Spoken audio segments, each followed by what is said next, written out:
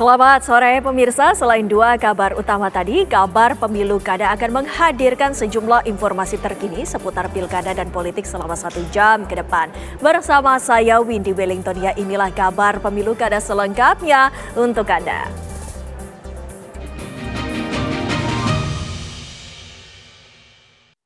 Elektabilitas pasangan calon gubernur dan wakil gubernur Jakarta Ridwan Kamil Suswono berada di posisi teratas berdasarkan hasil survei terbaru dari Lembaga Survei Indonesia. Elektabilitas RK Suswono mencapai lebih dari 50%, kemudian disusul Pramono Anung Rano Karno sebesar 28,4%. Sementara pasangan Dharma Pongrekun Kunwardana berada di posisi terakhir dengan elektabilitas hanya sebesar 3,2%.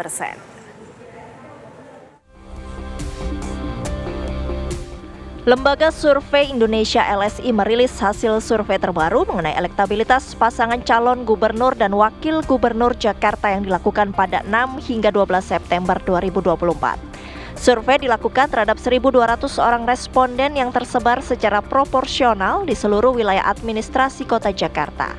LSI menggunakan metode multistage dengan toleransi kesalahan atau margin of error 2,9% dengan tingkat kepercayaan 95%. Sebelumnya, survei menampilkan hasil simulasi 3 nama kandidat calon gubernur.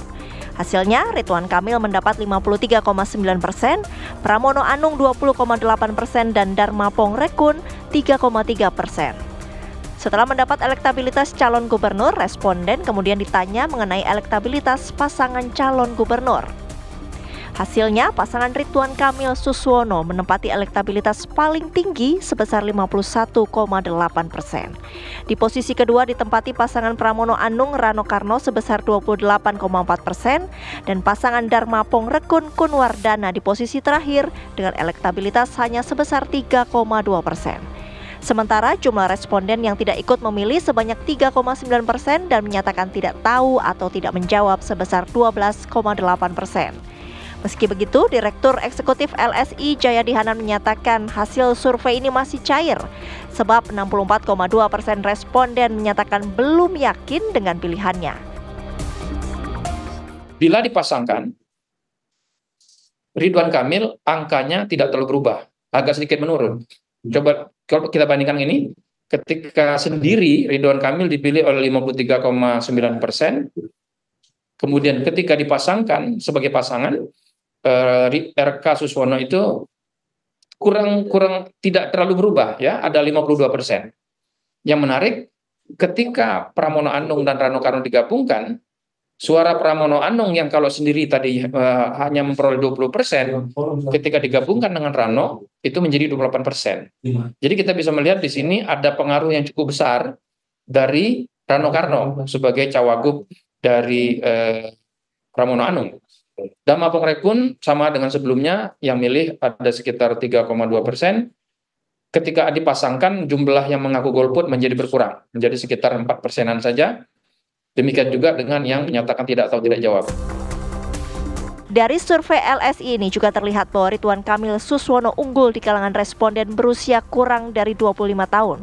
Sementara Pramono Anung Rano Karno mayoritas dipilih kalangan responden berusia lebih dari 56 tahun. Tim TV One mengabarkan. Lembaga Survei Indonesia juga melakukan simulasi untuk mengetahui seberapa besar dampak dukungan dari Anies Baswedan terhadap elektabilitas pasangan calon. Pengaruh Anies di Pilkada Jakarta dianggap masih cukup kuat dan bisa mempengaruhi pilihan publik.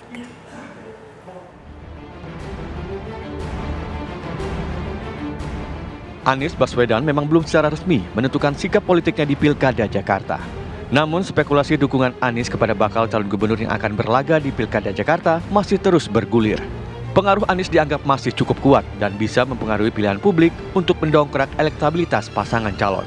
Setidaknya Anies Effect bisa terbaca dari simulasi yang dilakukan oleh Lembaga Survei Indonesia LSI. Direktur LSI Jayadi Hanan menyatakan elektabilitas pasangan Ridwan Kamil dan Suswono akan naik jika Anies mendukungnya. Sebaliknya elektabilitas RK Suswono juga bisa anjlok jika Anies mendukung pasangan Pramono Anung dan Rano Karno. Kalau Anies Baswedan mendukung Pramono Rano Karno, maka akibatnya suara suara RK Suswono menurun tajam sebanyak, kalau di sini 11,22% angkanya itu.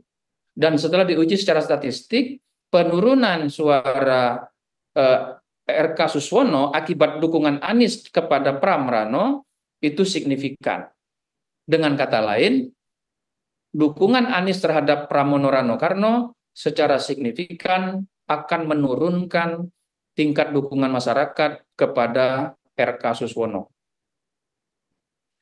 Tetap kalau Anies Baswedan mendukung RK Suswono, maka suara RK Suswono itu naik sedikit 2,03%, tetapi tingkat kenaikan ini tidak signifikan berdasarkan uji statistik. Dukungan Anies dinilai memiliki peran dan pengaruh cukup signifikan dalam mendongkrak elektabilitas sekaligus potensi kemenangan kontestan di Pilkada Jakarta. Apakah nantinya Anies Baswedan akan terlibat dalam sokong-menyokong di Pilkada Jakarta? Tim TV One mengabarkan. Lembaga Survei Indonesia LSI baru saja merilis hasil jajak pendapat mengenai peta elektabilitas Pilkada Jakarta. Pasangan Ridwan Kamil Suswono yang diusung koalisi Indonesia Maju Plus menempati posisi teratas. LSI juga melakukan simulasi dukungan dari mantan Gubernur Jakarta Anies Baswedan terhadap elektabilitas pasangan calon. Dan untuk membahasnya sudah bergabung Pak Yus Kenawas, peneliti Lembaga Survei Indonesia. Pak Yus, selamat sore. Selamat sore, Mbak. Pak Yus, bisa dijelaskan metode apa yang digunakan dalam survei terbaru yang dilakukan oleh LSI terhadap peta elektabilitas Pilkada Jakarta, Pak Yus? Baik, untuk metode sendiri sebenarnya standar itu dengan survei tatap muka dengan responden kurang lebih 1.200 responden. Namun yang berbeda adalah di dalam survei kali ini kami melakukan survei eksperimen di mana kami membagi responden kemudian ke dalam 3 kelompok, yakni kelompok kontrol dan 2 kelompok treatment. 2 kelompok treatment artinya kami memberikan pertanyaan yang berbeda kepada 2 kelompok tersebut untuk menguji apakah ada efek dari dukungan Anies kepada salah satu calon.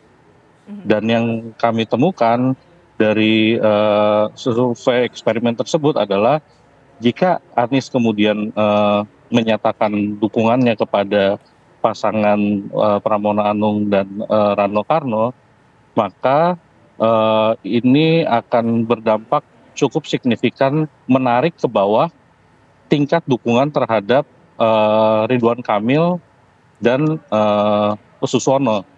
Namun kalau Anies mendukung pasangan Ridwan Kamil dan Suswono, memang agak meningkat sedikit, namun efeknya tidak signifikan seperti itu. Jadi intinya adalah yang pertama, peta elektoral di Jakarta itu masih cair, masih ada peluang bagi pasangan-pasangan untuk mengamankan atau merebut dukungan pemilih Jakarta. Dan yang paling penting lagi, faktor kedua adalah peta elektoral Jakarta bisa lebih kompetitif apabila kemudian Anies memberikan dukungannya kepada salah satu calon, utamanya kepada pasangan Pramono dan Rano Karno. Seperti itu, Mbak. Pak Yus, LSI kan juga mensimulasikan dukungan Anies Baswedan untuk mengetahui dampaknya ke pasangan calon ini. Bisa Anda jelaskan seperti apa sebenarnya? Iya, jadi saat disimulasikan dukungan Anies kepada kami menanyakan apabila Anies memberikan dukungan kepada pasangan yang pertama Pramono dan Rano Karno, bagaimana misalkan dukungan bapak ibu terhadap pasangan tersebut gitu. Dan saat dilakukan eksperimen demikian, yang sangat terlihat jelas adalah ketika Anies memberikan dukungan kepada pasangan Pramono dan Rano Karno, maka tingkat elektabilitas Ridwan Kamil dan Suswono itu drop cukup jauh, Mbak, hingga ke 10%-an. Namun yang menjadi catatan adalah dropnya suara dukungan kepada pasangan Ridwan Kamil dan Suswono karena dukungan Anies kepada pasangan Pramono dan Rano itu tidak serta-merta menaikkan elektabilitas pasangan Pramono Rano. Karena apa? Karena saat ini tingkat popularitas Pramono itu masih boleh dikatakan cukup rendah, masih di bawah sekitar 50% gitu. Dan itu artinya peta politik Jakarta bisa jadi lebih kompetitif, namun tidak serta-merta penurunan dukungan terhadap Ridwan Kamil itu berpindah kepada pasangan Pramono dan Rano gitu. Berdasarkan survei dari LSI sendiri, dikatakan bahwa elektabilitas salah satu bakal calon gubernur ini bisa mencapai 50% lebih. Apakah prediksi Anda, apakah Pilkada Jakarta akan berlangsung satu putaran? Itu tadi yang saya sebutkan. Untuk dikatakan satu putaran per hari ini belum bisa dikatakan bisa selesai dalam satu putaran. Karena apa? Karena masih cair sekali. Meskipun pasangan Ridwan Kamil itu ada di angka 50% lebih, namun yang pertama itu masih margin of error. Margin of error artinya dia angka sesungguhnya bisa saja di angka 49 ataupun di angka 53 gitu. Jadi masih ada margin of error di sana. Yang kedua, yang tadi saya sampaikan, Anies memiliki posisi strategis saat ini. Kalau misalkan Anies yang bisa diharapkan bagi pasangan Ridwan Kamil dan Suswono, berharap dukungan Anies minimal Anies bersifat pasif, artinya tidak mendukung secara terbuka Pramono Anung dan Rano Karno. Jika Anies bersifat pasif, tidak memberikan dukungannya kepada pasangan Pramono Anung dan Rano Karno, maka Ridwan Kamil dan Suswono bisa menjaga tingkat elektabilitasnya kira-kira ceteris paribus ya, all else being equal, bisa menjaga elektabilitas di atas 50%. Namun lagi-lagi ini kan kita masih ada di periode di mana kampanye belum dimulai. Ada sekitar 60% pemilih di Jakarta yang baru akan menentukan pilihannya saat kampanye dimulai hingga detik-detik menjelang pencoblosan di TPS nanti. Jadi artinya masih sangat mungkin peta elektoral hari ini itu bergeser. Bisa jadi Ridwan Kamil makin kuat, tapi bisa jadi juga Ridwan Kamil malah menurun nantinya dengan berbagai faktor tadi yang dilihat masyarakat Jakarta gitu. Program apa yang ditawarkan dan apakah kemudian ada tokoh-tokoh seperti Anies Baswedan yang kemudian memberikan dukungannya kepada salah satu calon yang berlaga di Pilkada Jakarta. Jadi belum bisa dipastikan per hari ini akan berlangsung satu putaran. Baik. Seperti itu, Mbak. Baik, terima kasih Pak Yus Kendawas atas waktunya bersama kami di Kabar Pemilu Kada. Selamat sore. Dan pemirsa, kami juga masih akan menghadirkan sejumlah informasi lainnya dari dunia politik sesaat lagi. Tetaplah bersama kami.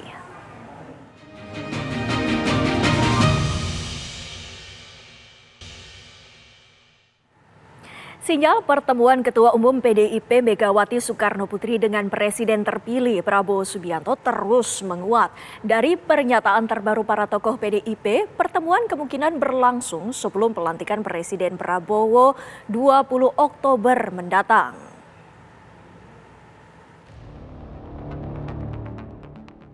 Setelah satu dekade berada di pemerintahan bersama Presiden Joko Widodo, PDIP yang pada Pilpres lalu tidak lagi satu kubu dengan Joko Widodo, belum memastikan posisinya apakah akan kembali beroposisi seperti di era Presiden Susilo Bambang Yudhoyono dahulu atau justru tetap bergabung dengan pemerintahan pada masa Presiden Prabowo Subianto nanti. Kemungkinan PDIP bergabung ke pemerintahan mendatang terbuka menyusul rencana pertemuan Ketua Umum Megawati Soekarnoputri dengan Presiden terpilih Prabowo Subianto. Kan seperti yang dikatakan oleh Pak Sekjen Gerindra, akan ada sebelum pelantikan. Kapan itu kan tentunya Sekjen masing-masing yang ngatur nanti. Nah, dalam pertemuan itu karena Ibu Mega masih di Rusia dan kemudian dari Rusia ke Uzbek, ke Tashkent. Tapi kalau misalkan gabung ke koalisi pemerintah itu tanya Ibu Ketua Umum. Senada dengan Yasona Lauli, Sekjen PDIP Hasto Kristianto menyatakan, Kemungkinannya Megawati bertemu dengan Prabowo Subianto dalam kurun waktu antara sepulang Megawati dari lawatan ke luar negeri dan sebelum pelantikan Presiden Prabowo Subianto pada 20 Oktober mendatang. Nah, setelah dari sana tentu saja akan dicari momen yang tepat bagi kedua pemimpin untuk dapat berdialog dan bertemu. Berarti selepas pulang dari Rusia dan Uzbekistan? Ya, nanti akan kita lihat ya, karena pelantikan presiden yang akan datang kan terjadi pada tanggal 20 Oktober. Bagi PD Perjuangan yang penting adalah pesan-pesan ideologis terhadap jalannya pemerintahan ke depan. Agar hal-hal yang fundamental seperti kedaulatan pangan yang mensejahterakan rakyat, kedaulatan energi, keuangan, Indonesia dengan jalan berkepribadian dalam kebudayaan itu dapat dilakukan dengan sebaik-baiknya. Menurut politisi PDIP Said Abdullah, pasca pertemuan nanti tetap terbuka kemungkinan PDIP berada di luar pemerintahan atau beroposisi. Tiba-tiba kita datang pada kesimpulan bahwa PDI Perjuangan melunak, kemudian masuk ke dalam, atau kedua pemimpin bangsa bertemu tapi PDI Perjuangan tetap di luar. Maka kesimpulan itu tahan dulu. Kita menunggu bagaimana kedua beliau ini menyamakan visinya ke depan merawat Indonesia, memajukan Indonesia, memakmurkan kita semua, rakyat Indonesia. Kalau itu punya kesamaan, insya Allah kami melihatnya bagi PDI Perjuangan, baik di dalam maupun di luar sama saja. Berbicara soal visi dan misi, Megawati dan Prabowo Subianto punya jejak sejarah kesamaan, terbukti dengan keduanya pernah menjadi pasangan Capres-Cawapres pada Pilpres tahun 2009 lalu. Tim TV One mengabarkan.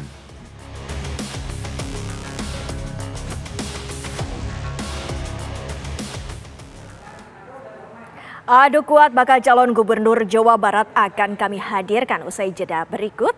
Tetaplah bersama kami.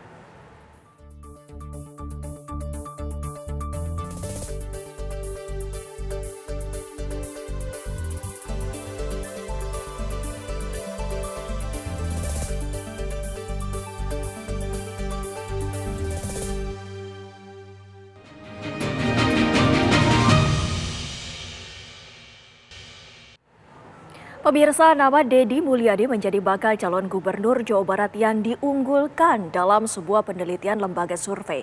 Meski begitu, bukan berarti kandidat lain yang menjadi pesaingnya tidak bisa menyusulnya, mengingat situasi dan kondisi politik di Jawa Barat masih dinamis.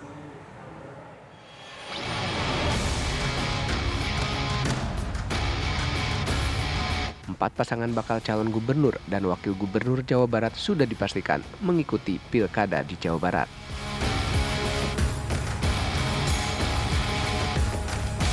Mereka adalah pasangan Deddy Mulyadi, Erwan Setiawan yang diusung Koalisi Indonesia Maju, pasangan Ahmad Saiku, Ilham Habibie yang diusung PKS dan Nasdem, PKB yang mengusung kadernya Acep Adang Ruhiat dan Gitalis Dwi Nataria alias Gita KDI. Serta pasangan JJ Wiradinata, Ronald Surapraja yang diusung PDI Perjuangan. Usai pendaftaran ke KPU, keempat pasangan bakal calon kerap melakukan belusukan ke sejumlah wilayah di Jawa Barat. Berdasarkan hasil survei Indikator Politik Indonesia, nama Deddy Mulyadi melejit berada di urutan pertama yang memiliki elektabilitas tinggi. Deddy Mulyadi yang diusung oleh 14 partai percaya diri menang dalam Pilkada Jawa Barat. Mantan Bupati Purwakarta 2 periode tersebut dianggap mampu memanfaatkan segala platform media sosial. Lihat lebih lanjut memang ini disebabkan oleh popularitas Pak Deddy Mulyadi yang memang sudah sangat tinggi. Temuan survei kita, popularitas beliau itu menyentuh angka 93,8%. Yeah. Jadi hampir 100% orang di Jawa Barat itu sudah mengenal beliau. Sementara nama-nama lain, Ahmad Saiku, Ilham Habibie, kemudian JJ Wiradinata, Ronald Surapraja, dan Acep Ruhiat, itu popularitasnya belum mencapai 1/4 warga Jawa Barat yang mengenal mereka. Oke. Gitu. Meski Deddy Mulyadi memiliki elektabilitas tinggi, bukan berarti kandidat lain yang menjadi pesaingnya tidak bisa menyusulnya, mengingat situasi dan kondisi politik di Jawa Barat masih dinamis. Partai politik ini kan ada 14 lebih partai politik, itu menjadi salah satu basis awal. Tapi jangan lupa bahwa pilkada itu bukan partai ya. Pilkada adalah figur yang kemudian menjadi salah satu poin penting kenapa orang-orang ini perlu dari awal memunculkan kiprahnya. Nah, yang ketiga saya kira juga menjadi salah satu hal yang unik adalah Jabar ini dia agak unik kenapa trennya tidak mengikuti Jakarta. Jadi apa yang terjadi di Jakarta di nasional belum tentu kemudian terjadi di Jawa Barat. Pemungutan suara di Pilkada Jawa Barat kurang lebih menyisakan 2 bulan. Para pasangan bakal calon terus berlomba untuk meraih simpati warga demi untuk merebut kursi Jawa Barat 1. Tim TV One mengabarkan. Kabar tadi sekaligus menutup perjumpaan kita di Kabar Pemilu Kada. Saya Windy Wellington yang beserta seluruh kru yang bertugas pamit undur diri. Terima kasih atas perhatian Anda. Selamat sore, sampai jumpa.